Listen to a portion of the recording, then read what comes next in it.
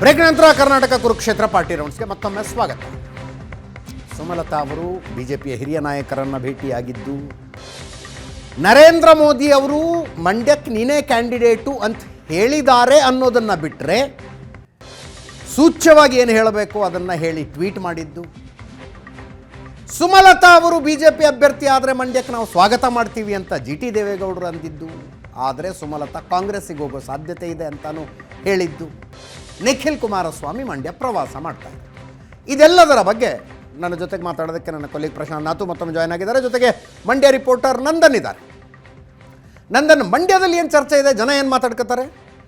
ನಾನು ಮೊನ್ನೆ ಮೈಸೂರಿಂದ ಬರ್ತಾ ಮಂಡ್ಯದಲ್ಲಿ ನಿಲ್ಲಿಸಿದ್ದೆ. ಕುಮಾರಸ್ವಾಮಿ ಅವರು ಕ್ಯಾಂಡಿಡೇಟ್ ಆಗ್ತಾರೆ ಅಂತ ಭಾಳ ಜೋರು ಸುದ್ದಿ ಇದೆ ಅಲ್ಲಿ.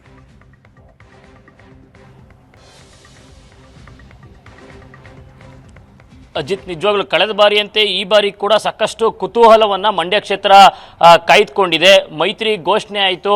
ಮೈತ್ರಿಯಲ್ಲಿ ಕ್ಷೇತ್ರ ಹಂಚಿಕೆ ವೇಳೆ ಮಂಡ್ಯ ಕ್ಷೇತ್ರವನ್ನು JDSಗೆ ಬಿಟ್ಕೊಡ್ತಾರೆ ಅನ್ನುವಂಥ ಮಾಹಿತಿಗಳು ಕೂಡ ಹರಿದಾಡ್ತಾ ಇದೆ. ಈ ನಡುವೆ ಸುಮಲತಾ ಅವರ ನಡೆ ಏನಾಗಿರುತ್ತೆ, ಒಂದು ವೇಳೆ ಮೈತ್ರಿಯಾಗಿ JDSಗೆ ಮಂಡ್ಯ ಕ್ಷೇತ್ರ ಹೋದರೆ ಅವರು ಮಂಡ್ಯ ಬಿಡ್ತಾರಾ, ಬೇರೆ ಕ್ಷೇತ್ರದಿಂದ ಸ್ಪರ್ಧೆ ಮಾಡ್ತಾರಾ? ಸಾಕಷ್ಟು ಪ್ರಶ್ನೆಗಳು ಅವರ ಕಾರ್ಯಕರ್ತರು ಅಭಿಮಾನಿಗಳಲ್ಲೂ ಕೂಡ ಇರ್ತಕ್ಕಂಥದ್ದು. ಆದರೆ ಇಲ್ಲಿವರೆಗೂ ಕೂಡ ಅವರು ಆ ಬಗ್ಗೆ ಯಾವುದೇ ರೀತಿಯ ಮಾತುಗಳನ್ನು ಪ್ರತಿಕ್ರಿಯೆಗಳನ್ನ ಕೊಡದೆ ಬಹಳಷ್ಟು ಕಾಮ್ ಆಗಿದ್ರು.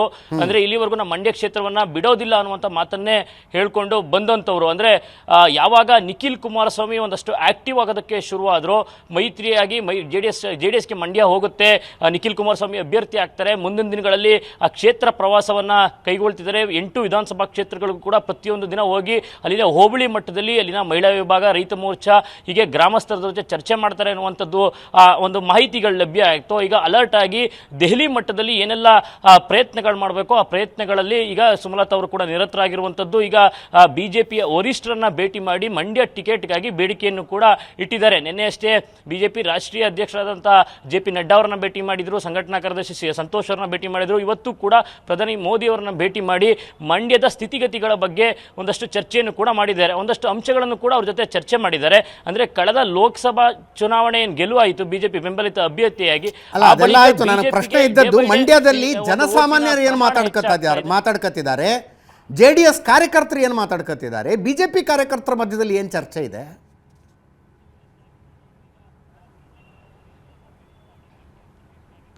ಅಜಿತ್, ಖಂಡಿತವಾಗ್ಲೂ ಜನಸಾಮಾನ್ಯರಲ್ಲೂ ಕೂಡ ಇದೇ ಕುತೂಹಲ ಇರುವಂಥದ್ದು. ಅಂದರೆ JDSನ ನಾಯಕರಲ್ಲಿ ಒಂದು ಚರ್ಚೆ ಇರತಕ್ಕಂಥದ್ದು.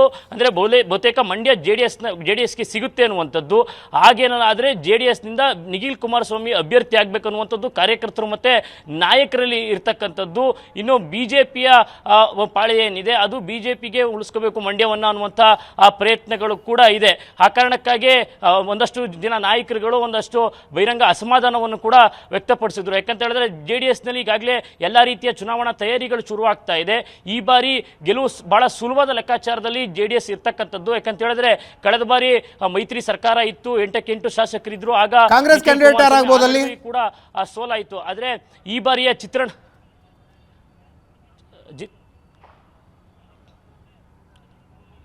ಮತ್ತೊಂದ್ಸಲಿ ಪ್ರಶ್ನೆ ಕೇಳ್ಬೋದಲ್ಲ, ಕಾಂಗ್ರೆಸ್ ಕ್ಯಾಂಡಿಡೇಟ್ ಯಾರಾಗಬಹುದು ಮಂಡ್ಯ ಲೋಕಸಭಾ ಕ್ಷೇತ್ರದಿಂದ ಅಂದೆ? ಖಂಡಿತ ಈಗಾಗಲೇ ಕಾಂಗ್ರೆಸ್ ಕೂಡ ಈ ನಡುವೆ ಒಂದು ಅಭ್ಯರ್ಥಿಯನ್ನು ಕೂಡ ಫೈನಲ್ ಮಾಡ್ಕೊಂಡಿದೆ ಅನ್ನುವಂಥ ಮಾಹಿತಿಗಳು ಕೂಡ ಲಭ್ಯ ಆಗ್ತಾ ಇದೆ. ಯಾಕಂತ ಹೇಳಿದ್ರೆ ಈಗ ಸ್ಟಾರ್ ಬಿಲ್ಡರ್ಸ್ನ ಉದ್ಯಮಿಯಾಗಿರ್ತಕ್ಕಂಥ ಸ್ಟಾರ್ ಚಂದ್ರು ಅನ್ನೋರನ್ನ ಈಗಾಗಲೇ ಬಹುತೇಕ ಫೈನಲ್ ಮಾಡಿ ಮಂಡ್ಯದಲ್ಲಿ ಅವರನ್ನು ಪರಿಚಯಿಸಲಿಕ್ಕೆ ವೇದಿಕೆಯನ್ನು ಸಿದ್ಧ ಮಾಡ್ತಾ ಇದೆ. ಅಂದರೆ ಮೈತ್ರಿ ಅಭ್ಯರ್ಥಿಗೆ ಬಹಳಷ್ಟು ಎಲ್ಲ ರೀತಿಯಲ್ಲೂ ಪೈಪೋಟಿ ಕೊಡಬಲ್ಲ, ಆರ್ಥಿಕವಾಗೂ ಒಂದು ಫೈಟ್ ಕೊಡಬಲ್ಲ ಅಭ್ಯರ್ಥಿಯನ್ನು ಕಣಕ್ಕಿಳಿಸಬೇಕು ಅನ್ನುವಂಥದ್ದು. ಚಲುವರಾಯಸ್ವಾಮಿ ಕೂಡ ಒಂದು ಮಾತನ್ನು ಹೇಳ್ತಾ ಇದ್ರು, ನಾವು ಮಂಡ್ಯದ ನಾಟಿ ಬ್ರೀಡನ್ನ ಅಭ್ಯರ್ಥಿ ಮಾಡ್ತೀವಿ ಅಂತೇಳಿ.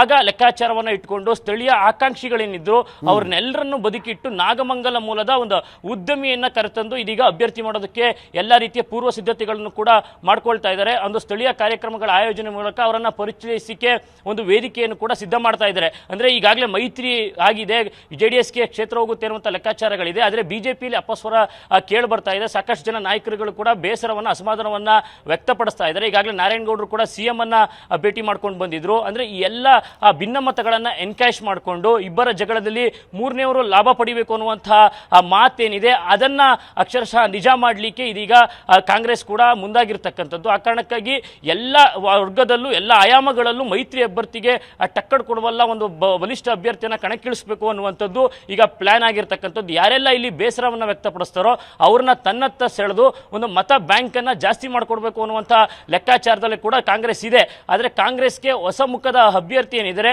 ಅವರು ಬಹಳಷ್ಟು ಸವಾಲಾಗ್ತಾರೆ. ಜನರಿಗೆ ರೀಚ್ ಮಾಡಿಸುವಂಥದ್ದು ಬಹಳಷ್ಟು ಕಷ್ಟ ಆಗುತ್ತೆ. ಆದರೆ ಮೈತ್ರಿಯಲ್ಲಿ ಏನು ಅಪಸ್ವರ ಕೇಳಿ ಬರ್ತಾ ಇದೆ ಅದನ್ನು ಎನ್ಕ್ಯಾಶ್ ಮಾಡಿದ್ರೆ ಗೆಲ್ಬೋದು ಅನ್ನುವಂಥ ಲೆಕ್ಕಾಚಾರದಲ್ಲಿ ಕಾಂಗ್ರೆಸ್ನ ಪಾಳ್ಯ ಕೂಡ ಇರತಕ್ಕಂಥದ್ದು. Thank you so much Nandan. Prashant, ದೆಹಲಿಯ BJP ಮುಖಂಡರುಗಳ ಭೇಟಿ ಮತ್ತು ನರೇಂದ್ರ ಮೋದಿಯವರು ಹೇಳಿದ್ದರು ಎನ್ನಲಾದಂಥ ಮಾತು. ಅಜಿತ್, ನನಗನ್ಸುತ್ತೆ ಎರಡು ವಿಷಯಗಳು ಸ್ಪಷ್ಟವಾಗಿ ಕಾಣ್ತಾ ಇವೆ. ಮಂಡ್ಯ ಸೀಟ್ ಇನ್ನೂ ಡಿಸೈಡ್ ಆಗಿಲ್ಲ. ಮಂಡ್ಯ ಸೀಟ್ ಡಿಸೈಡ್ ಆಗಿದ್ರೆ ಸುಮಲತಾ ಅವರು ಕನ್ವೆ ಮಾಡಿರ್ತಾ ಇದ್ರು. ಕರೆಕ್ಟ್. ಕುಮಾರಸ್ವಾಮಿ ಅವರು ಕೂಡ ಮಂಡ್ಯಕ್ಕೆ ತಮ್ಮದೇ ಕ್ಯಾಂಡಿಡೇಟ್ ಕೊಡಬೇಕು, ತಮ್ಮ ಕುಟುಂಬದ ಕ್ಯಾಂಡಿಡೇಟ್ ಕೊಟ್ಟರೆ ಗೆಲ್ಬಹುದಾ ಅನ್ನೋದನ್ನು ನೋಡ್ತಿದ್ದಾರೆ. ಯಾಕಂದರೆ ಮಂಡ್ಯದಲ್ಲಿ ಅವ್ರಿಗೊಂದು ಸಲ ಚುನಾವಣೆ ದೊಡ್ಡ ಸೆಟ್ ಬ್ಯಾಕ್ ಆದ ನಂತರ ಅಲ್ಲೇ ಗೆಲ್ಲಬೇಕು ಅಂತಕ್ಕಂಥದ್ದು ಮನಸ್ಸಿನಲ್ಲಿರುತ್ತೆ. ಸುಮಲತಾ ಅವ್ರಿಗೂ ಕೂಡ ಮೊದಲು ಸುಲಭವಾಗಿ ಹೇಳಲಾಗ್ತಾಯಿತ್ತು ಸುಮಲತಾ ಮಂಡ್ಯದಿಂದ ಬಂದು ಬೆಂಗಳೂರು ನಾರ್ತ್ಗೆ ನಿಲ್ತಾರೆ ಅಂತ. ನನಗೆ ಅನ್ನಿಸ್ತಾ ಇಲ್ಲ. ಯಾಕಂದರೆ ಸುಮಲತಾ ಅವರಿಗೆ ಮಂಡ್ಯ ಬಿಟ್ಟರೆ ಅಂದರೆ ಅಂಬರೀಷ್ ಅವರ ತವರು ಆ ಕನೆಕ್ಟ್ ನಿಶ್ಚಿತವಾಗಿದೆ. ಹೀಗಾಗಿ ಅವರು ಮಂಡ್ಯ ಬಿಟ್ಟು ಬರಲಿಕ್ಕೆ ತಯಾರಿಲ್ಲ. ಅಂತಿಮವಾಗಿ BJP ಹೈಕಮಾಂಡ್ ಡಿಸೈಡ್ ಮಾಡಬೇಕಾಗತ್ತೆ ಮಂಡ್ಯದಲ್ಲಿ ಯಾರು ಅಂತಕ್ಕಂಥದ್ದು. ಯಾಕಂದರೆ ಮಂಡ್ಯದಲ್ಲಿ ಸುಮಲತಾ ಅವ್ರಿಗೆ ಕೊಡಬೇಕಾ ಅಥವಾ JDSಗೆ ಕೊಡಬೇಕಾ ಅಂತಕ್ಕಂಥದ್ದು, ಅಲ್ಲಿನ ವೋಟ್ ಶಿಫ್ಟ್ ಹೇಗಾಗತ್ತೆ, BJPಯಿಂದ ಸುಮಲತಾ ನಿಂತರೆ ಅಂದರೆ ಗೆಲ್ಲುವ ಸಾಧ್ಯತೆ ಉಂಟಾ ಅಥವಾ JDSಗೆ ಕೊಡಬೇಕಾ, JDS ಮತ್ತು ಸುಮಲತಾ ಮಧ್ಯೆ ಮಾತುಕತೆ ನಡಿಬೇಕಾದ್ರೆ ನನಗನ್ಸುತ್ತೆ ಅದು ರಾಜ್ಯ BJP ನಾಯಕರ ಥ್ರೂ ನಡೀಲಿಕ್ಕೆ ಸಾಧ್ಯ ಇಲ್ಲ. ಅದು BJPಯ ಹೈಕಮಾಂಡ್ನ ನಾಯಕರು ಯಾರಾದರೂ ಒಬ್ಬರು ಅದರ ಬಗ್ಗೆ ಮಧ್ಯಸ್ಥಿಕೆಯನ್ನು ವಹಿಸಬೇಕಾಗತ್ತೆ. ಪ್ರಾಯಶಃ ಅಮಿತ್ ಶಾ ಕರ್ನಾಟಕಕ್ಕೆ ಬಂದಾಗ ಕೂಡ ಆ ರೀತಿಯ ಒಂದು ಮಾತುಕತೆಗಳು ರಾಜ್ಯ BJP ನಾಯಕರಿಂದ ಫೀಡ್ಬ್ಯಾಕನ್ನು ತೆಗೆದುಕೊಂಡು ಅಂತಿಮವಾಗಿ ಮಂಡ್ಯದ ಟಿಕೆಟ್ ಡಿಸೈಡ್ ಆಗ್ಬೋದು ಅನಿಸುತ್ತೆ. ಇದನ್ನು ನೋಡಿದರೆ ಇಲ್ಲಿಯವರೆಗೆ ಯಾವ ಸೀಟು ಅಂತಕ್ಕಂಥದ್ದು ಹಾಸನ ಬಿಟ್ಟರೆ ಉಳಿದವು ಡಿಸೈಡ್ ಆಗಿಲ್ಲ.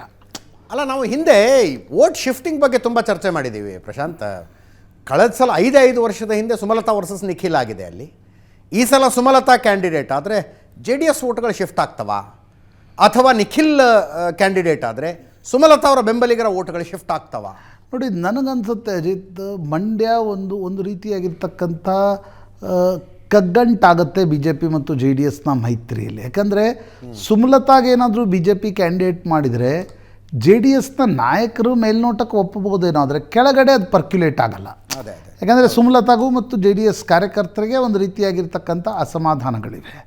ಇನ್ನು JDSನ ಕ್ಯಾಂಡಿಡೇಟ್ ಆದರೆ ಸುಮಲತಾ ಅಲ್ಲಿ ಕಟ್ಕೊಂಡಿರ್ತಕ್ಕಂಥ ಒಂದು ಗುಂಪೇನಿದೆ, ಅದು JDSಗೆ ಶಿಫ್ಟ್ ಆಗುತ್ತೆ ಅಂತಕ್ಕಂಥದ್ದು ಕೂಡ ಸುಲಭ ಇಲ್ಲ. ಹಾಗಾಗಿ ಯಾರಿಗೆ ಟಿಕೆಟ್ ಕೊಡಬೇಕಾದರೂ ಕೂಡ ಅಳೆದು ತೂಗಿ ಸರ್ವೆಗಳ ನಂತರ ಗೆಲ್ಲುವ ಸಾಧ್ಯತೆ ಇರುವ ಅಭ್ಯರ್ಥಿಗೆ ಟಿಕೆಟ್ ಕೊಡಬೇಕಾಗತ್ತೆ. ಇನ್ನೂ ಕೂಡ ಆ ಪಾಯಿಂಟಿಗೆ BJP ಮತ್ತು JDSನ ಮೈತ್ರಿಯ ಮಾತುಕತೆಗಳು ತಲುಪಿಲ್ಲ ಅನ್ನೋದು ಇದರಿಂದ ಸ್ಪಷ್ಟವಾಗ್ತಾ ಇದೆ. ಯಾಕಂದರೆ ಸುಮಲತಾ ಪದೇ ಹೋಗಿ ಕೇಂದ್ರ ನಾಯಕರನ್ನು ಕೇಳ್ಕೊಳ್ತಾ ಇದ್ದಾರೆ, ನನಗೆ ನೀವು ಮಂಡ್ಯಕ್ಕೆ BJPಯ ಟಿಕೆಟ್ ಕೊಡಿ, ನಾನು ಮೊದಲ ಮಂಡ್ಯದ BJPಯ ಸಂಸದರಾಗಿ ಆಯ್ಕೆಯಾಗಿ ಬರ್ತೀನಿ ಅಂತಕ್ಕಂಥದ್ದು. ಆದರೆ JDS ಅದನ್ನು ಸುಲಭವಾಗಿ ಒಪ್ಪಿಕೊಳ್ಳುವ ಸ್ಥಿತಿಯಲ್ಲ. 2019ರಿಂದ ಮಂಡ್ಯದಲ್ಲಿ ಸುಮಲತಾ ವರ್ಸಸ್ JDS ಏನು ನಡೆದಿದೆ ಅದನ್ನು ನೋಡಿದರೆ ಹೈಕಮಾಂಡ್ ಒಂದು ಮಾತುಕತೆಯನ್ನು ನಡೆಸಿ ಇಬ್ಬರ ನಡುವೆ ತೇಪೆ ಹಾಕುವ ಒಂದು ಪ್ರಯತ್ನವನ್ನು ಮಾಡಬೇಕು. ಅದಕ್ಕೆ ನಾನಾ ರೀತಿಯಾಗಿರ್ತಕ್ಕಂಥ ಒಂದು ಮಧ್ಯಸ್ಥಿಕೆಯನ್ನು ಯಾರು ವಹಿಸ್ತಾರೆ ಅಂತಕ್ಕಂಥದ್ದು ಕೂಡ ನೋಡಬೇಕು. ಮುನಿರತ್ನ, ರಾಕ್ಲೈನ್ ವೆಂಕಟೇಶ್, ಸುಮಲತಾ, BJP ಈ ಕನೆಕ್ಷನ್ಸ್ಗಳು ಕೂಡ ಇವೆ. ಕನೆಕ್ಷನ್ಸ್ಗಳು ಸಿಕ್ಕಾಪಟ್ಟೆ ಇವೆ. ಆದರೆ ಅಂತಿಮವಾಗಿ ನೀವು ಹೇಳಿದಂತೆ ವೋಟ್ ಶಿಫ್ಟ್ ಆಗಬೇಕಾಗುತ್ತೆ. ಅದರ್ವೈಸ್ ಕಾಂಗ್ರೆಸ್ಗೆ ತಂದೆ ಆಗಿರ್ತಕ್ಕಂಥ ಒಂದು ವೋಟ್ ಬ್ಯಾಂಕ್ ಇದೆ. ಮಂಡ್ಯದಲ್ಲಿ BJP JDSನ ಕ್ಯಾಂಡಿಡೇಟ್ ಗೆಲ್ಲಬೇಕಾದ್ರೆ ಸುಮಲತಾ ಮತ್ತು JDS ಒಟ್ಟಿಗೆ ಬರಬೇಕು. ಜೊತೆಗೆ ಮೋದಿಯ 1.5 ಲಕ್ಷ ವೋಟ್ ಏನಿದೆ ಅದು ಕೂಡ ಸುಮಲತಾ ಮತ್ತು JDSನ ಜೊತೆಗೆ ಬಂದರೆ ಮಾತ್ರ ಮಂಡ್ಯದಲ್ಲಿ BJP ಕ್ಯಾಂಡಿಡೇಟ್ ಅಥವಾ JDS ಗೆಲ್ಲಿಕ್ಕೆ ಸಾಧ್ಯ ಇದೆ. ಅದು ಸಾಧ್ಯ ಆಗದೆ ಹೋದರೆ ಕಾಂಗ್ರೆಸ್ಗೆ ಒಂದು ರೀತಿಯ ಪ್ಲ್ಯಾಟರ್ನಲ್ಲಿ ಕೊಟ್ಟಂತಾಗುತ್ತೆ. ಹೀಗಾಗಿ ನನಗನ್ಸುತ್ತೆ ಹೈಕಮಾಂಡ್ ಇಬ್ಬರ ನಡುವೆ ಒಂದು ಮಾತುಕತೆ, ಒಂದು ಏನಂತಾರೆ ಮಾತುಕತೆಯನ್ನು ಅಟ್ಲೀಸ್ಟ್ ಫೆಸಿಲಿಟೇಟ್ ಮಾಡೋರಾದರೂ ಯಾರಾದರೂ ಬೇಕು. ಕರೆಕ್ಟ್. ಅದನ್ನು ಯಾವಾಗ ಮಾಡ್ತಾರೆ? ನಿಖಿಲ್ ಕುಮಾರಸ್ವಾಮಿ ಕಥೆ ಏನು? ಕುಮಾರಸ್ವಾಮಿ ಅವರು ಬಹಳ ಸಲ ಹೇಳಿದ್ರಪ್ಪ, ಕಡ್ಡಿ ಮುರಿದಂಗೆ ಹೇಳಿದ್ರು, ಈ ಸಲ ನಮ್ಮ ಕುಟುಂಬದಿಂದ ಯಾರೂ ಸ್ಪರ್ಧೆ ಮಾಡಬಾರ್ದು ಅನ್ನುವ ಆಲೋಚನೆಯಲ್ಲಿ ನಾನಿದ್ದೀನಿ ಅಂತ. ಈಗ ಪ್ರಜ್ವಲ್ ಒಬ್ಬರು ನಿಂತ್ಕೊಳ್ತಾರೆ ಅನ್ನೋ ಹಾಸನದಿಂದ ಮತ್ತೆ ಪ್ರಜ್ವಲ್ ಕ್ಯಾಂಡಿಡೇಟ್ ಆಗ್ತಾರೆ ಅನ್ನೋ ವಾತಾವರಣ ಇದೆ. ಕುಮಾರಸ್ವಾಮಿ ಅವರೇ ಸ್ಪರ್ಧೆ ಮಾಡ್ತಾರೆ ಅನ್ನೋದೊಂದು ಚರ್ಚೆ ಇದೆ. ಈ ಮಧ್ಯದಲ್ಲಿ ಈ ಮೈತ್ರಿ ಅಂತ ಆದಮೇಲೆ ನಿಖಿಲ್ ಕುಮಾರಸ್ವಾಮಿ ಭಾಳ ಆಕ್ಟಿವ್ ಆಗಿ ಓಡಾಡ್ತಿದ್ದಾರೆ. ಅದೇ ನನಗನ್ಸುತ್ತೆ ನೋಡಿ, ರಾಜಕಾರಣಿಗಳು ಭಾಳ ಸಲ ಕಡ್ಡಿ ಮುರಿತಾರೆ, ಹೊಸ ಕಡ್ಡಿ ತೆಗೆದುಕೊಂಡು ಬರ್ತಾರೆ. ಹೀಗಾಗಿ ಅವ್ರು ಕಡ್ಡಿ ಈಗ ಕುಮಾರಸ್ವಾಮಿ ನಿಮ್ಗೆ ನೆನಪುಂಟ ಒಂದು ಹೇಳಿಕೆ ಕೊಟ್ಟಿದ್ರು 2018 ಮುಂಚೆ, ಏನು ಯಾವುದೇ ಕಾರಣಕ್ಕೂ ನಾನು ಕಾಂಗ್ರೆಸ್ ಮತ್ತು BJP ಜೊತೆ ಮೈತ್ರಿ ಮಾಡ್ಕೊಳ್ಳಲ್ಲ, ಆ ಪರಿಸ್ಥಿತಿ ಬಂದರೆ ಏನು ಮಾಡ್ತೀನಿ ಅಂತಕ್ಕಂಥದ್ದು. ನಂತರ ಕಾಂಗ್ರೆಸ್ ಜೊತೆ ಹೋದರು, ಈಗ BJP ಜೊತೆಗೆ ಬಂದಿದ್ದಾರೆ. ಪೇಶ್ವಾ ಪ್ರಶ್ನೆಯನ್ನು ಎತ್ತಿದ್ರು, ಈಗ BJP ಜೊತೆ ಅದೇ ನಾಯಕರ ಜೊತೆ ಕುಮಾರಸ್ವಾಮಿ ತುಂಬ ಮುಕ್ತವಾಗಿ ಕಾಂಗ್ರೆಸ್ ಮತ್ತು BJP ಮತ್ತು JDSನ ಮೈತ್ರಿ ಆಗಿದೆ. ಹೀಗಾಗಿ ಈ ಕಡ್ಡಿ ಮುರಿದಂತೆ ಮಾತಾಡೋದು ಪಾಲಿಟಿಕ್ಸ್ನಲ್ಲಿ ಏನಿರುತ್ತೆ ಗೊತ್ತಾ, ಆಗಾಗ ಸಮಯ ಬಂದಾಗ ನೀವು ಹೊಸ ಕಡ್ಡಿ ತೆಗೆದುಕೊಳ್ಳೋದು, ಮುರಿದ ಕಡ್ಡಿ ಹೋಯ್ತು ಆ ಕಡೆ, ಹೊಸ ಕಡ್ಡಿ ತೆಗೆದುಕೊಂಡು ಬಂದು ನಿಲ್ಲಬೇಕು. ಇಂಪಾರ್ಟೆಂಟ್ ಏನು ಅಜಿತ್, ಮಂಡ್ಯದಂಥ ಜಿಲ್ಲೆಯಲ್ಲಿ ಕಾಂಗ್ರೆಸ್ ಗೆಲ್ಲದಂತೆ ತಡೆಯೋದು ಹೇಗೆ ಅನ್ನೋದು BJP ಹೈಕಮಾಂಡ್ ಮುಖ್ಯ ಆಗಿದೆ. ನಾವು ಹಿಂದೆ ಕೂಡ ಮಾತನಾಡಿದ್ದೀವಿ, JDS ಜೊತೆ ಮೈತ್ರಿಗೆ BJP ತಯಾರಾಗಿದ್ದೆ ಕಾಂಗ್ರೆಸ್ನ ಸೀಟ್ಗಳನ್ನು ಕಡಿಮೆ ಮಾಡಲಿಕ್ಕೆ. Correct correct. ಸುಮಲತಾ ಗೆಲ್ಲಿಸ್ತಾರಾ JDS ಗೆಲ್ಲಿಸ್ತಾರಾ is immaterial to BJP high command. BJP ಹೈಕಮಾಂಡ್ಗೆ ಬೇಕಾಗಿದ್ದು ಯಾರು ಗೆದ್ದರೂ ಕಾಂಗ್ರೆಸ್ ಗೆಲ್ಲಬಾರ್ದು ಅಲ್ಲಿ ಅಂತಕ್ಕಂಥದ್ದು. ಆ ಸಂದರ್ಭದಲ್ಲಿ ನನಗನ್ಸುತ್ತೆ ನೋಡಿ, ಈಗ JDS ಮತ್ತು BJPಯ ಮೈತ್ರಿ ಮಾತುಕತೆ ಒಂದು 10 ಹೆಜ್ಜೆ ಮುಂದೆ ಹೋಗ್ಬಿಟ್ಟಿದೆ. ಈಗ ವಾಪಸ್ ಬರೋ ಸ್ಥಿತಿಯೆಲ್ಲ ಎರಡೂ ಪಕ್ಷಗಳು ಇಲ್ಲ. JDS ಅಂತೂ ಇಲ್ಲೇ ಇಲ್ಲ, ಮಂಡ್ಯ ಸೀಟಿಗಾಗಿ ಹಠ ಹಿಡಿದು ಹಿಂದೆ ಬಂದರು ಅನ್ನುವ ಸ್ಥಿತಿಯಲ್ಲಿ JDS ಕೂಡ ಇಲ್ಲ. ಹೀಗಾಗಿ ಹೈಕಮಾಂಡ್ ಇಬ್ಬರನ್ನು ಕೂಡಿಸಿ, ಕುಮಾರಸ್ವಾಮಿ ಮತ್ತು ಸುಮಲತಾ, ಕುಮಾರಸ್ವಾಮಿಗೆ ನಿಶ್ಚಿತವಾಗಿರುತ್ತೆ ಎಲ್ಲಿ ಮಗ ಸೀಟ್ ಕಳ್ಕೊಂಡಿದ್ನೋ ಅಲ್ಲೇ ಹೋಗಿ ಗೆಲ್ಲಿ ಅಂತಕ್ಕಂಥದ್ದು. ಒಂದು ವೇಳೆ ಗೆಲ್ಲುವ ಸಾಧ್ಯತೆ, ಸುಮಲತಾ ಬೆಂಬಲ ಕೊಟ್ಟರೆ ನಿಖಿಲ್ ಕುಮಾರಸ್ವಾಮಿಯನ್ನು ಕೂಡ ಗೆಲ್ಲಿಸ್ಬೋದು. ಅಥವಾ ಕೊನೆಯ ಗಳಿಗೆಯಲ್ಲಿ ಇಲ್ಲಪ್ಪ, ನನಗೊಂದೊಂದ್ಸಲ ಹಂಗೆ ಅನ್ಸುತ್ತೆ, ಅಂದರೆ ಪಾಲಿಟಿಕ್ಸ್ನಲ್ಲಿ ಎಲ್ಲವೂ ಸಾಧ್ಯ. ಸುಮಲತಾ ಅವರನ್ನೇ JDSನ ಕ್ಯಾಂಡಿಡೇಟ್ ಮಾಡುವ ಒಂದು ಪ್ರಯತ್ನ ಕೊನೆಯ ಗಳಿಗೆಯಲ್ಲಿ ನಡೆದ್ರು ನೀವು ಆಶ್ಚರ್ಯ ಪಡಬೇಡಿ. ನನಗನ್ಸುತ್ತೆ ಅಜಿತ್, ಇವತ್ತು ವಿಜಯೇಂದ್ರ ಮತ್ತು ಯತ್ನಾಳ್ ಕುಳಿತುಕೊಂಡು ಚಹಾ ಕುಡಿಬೋದಾದರೆ ಸುಮಲತಾ ಮತ್ತು ಕುಮಾರಸ್ವಾಮಿ ಚಹಾ ಕುಡಿಯಲ್ಲ ಅಂತ ಏನು ಗ್ಯಾರಂಟಿ? ನಿಜ ನಿಜ. ವೈ ವಿ ಶುಡ್ ನಾವು ಆ ಪ್ರಿಸಂಪ್ಷನನ್ನು ಯಾಕೆ ಮಾಡಬೇಕು? ಇಲ್ಲ ಅವ್ರ ಜೊತೆಗೆ ಬರಲಿಕ್ಕೆ ಸಾಧ್ಯ ಇಲ್ಲ ಅಂತಕ್ಕಂಥದ್ದನ್ನು. ಪಾಲಿಟಿಕ್ಸ್ನಲ್ಲಿ ಅಗತ್ಯತೆ, ಅನಿವಾರ್ಯತೆ, ಪರಿಸ್ಥಿತಿ ಹತ್ತಿರ ಬರುವಂತೆ ಮಾಡುತ್ತೆ, ಪರಿಸ್ಥಿತಿ ಇಲ್ಲದೆ ಇದ್ದಾಗ ಅದು ದೂರ ಹೋಗುವಂತೆ ಕೂಡ ಮಾಡುತ್ತೆ. ಈಗ ಒಂದು ಪರಿಸ್ಥಿತಿ ಮಂಡ್ಯದಲ್ಲಿ ಸೃಷ್ಟಿಯಾಗಿದೆ. ನನಗನ್ನಿಸುವ ಪ್ರಕಾರ ಸುಮಲತಾ ಮತ್ತು ಕುಮಾರಸ್ವಾಮಿ ಒಟ್ಟಿಗೆ ಬಂದು ಮಾತನಾಡಿದರೆ ಮಾತ್ರ ಮಂಡ್ಯದಲ್ಲಿ BJP JDSನ ಕಾಂಬಿನೇಷನ್ ಗೆಲ್ಲಿಕ್ಕೆ ಸಾಧ್ಯ ಆಗುತ್ತೆ. ಅದು ಯಾವ ರೂಪದಲ್ಲಿ, ಯಾವ ಅಭ್ಯರ್ಥಿ, ಅದು ಮುಂದಿನ ಹಂತ. ಹೌದು.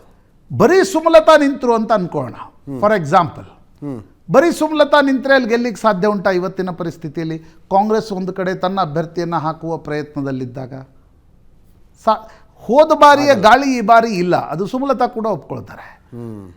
JDS ಕೂಡ ಸುಮಲತಾ ಮತ್ತು BJPಯ ಮೂಲ ವೋಟರ್ಸ್ ಏನಿದ್ದಾರೆ, ಈಗ 23ರ ವಿಧಾನಸಭೆಯಲ್ಲಿ ವೋಟ್ ಹಾಕಿದವರು 1,79,000 ಜನ ಮಂಡ್ಯದಲ್ಲಿದ್ದಾರೆ, BJPಗೆ ವೋಟ್ ಹಾಕಿದವರು. ಕರೆಕ್ಟ್. ಅವರು ಶಿಫ್ಟ್ ಆಗದೆ JDS ಅದನ್ನು ಗೆಲ್ಲುವ ಸಾಧ್ಯತೆ ಉಂಟಾ?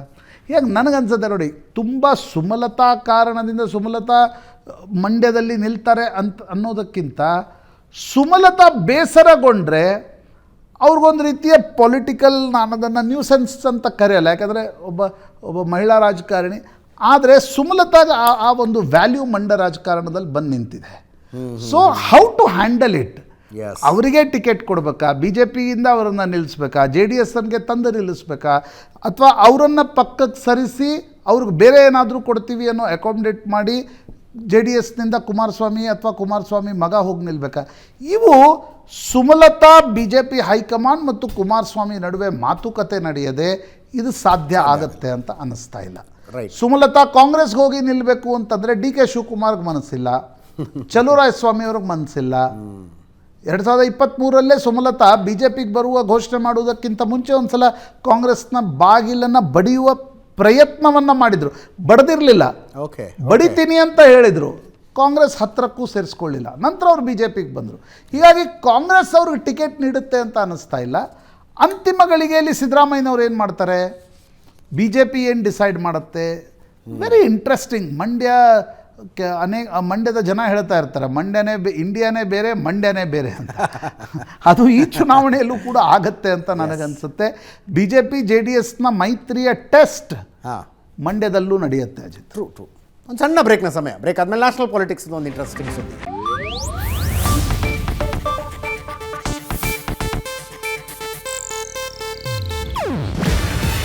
ಇದು ಏಷ್ಯಾನೆಟ್ ನ್ಯೂಸ್ ನೆಟ್ವರ್ಕ್ ಪ್ರಸ್ತುತಿ. ನೀವು ನೋಡ್ತಿದ್ದೀರಾ ಏಷ್ಯಾನೆಟ್ ಸುವರ್ಣ ನ್ಯೂಸ್.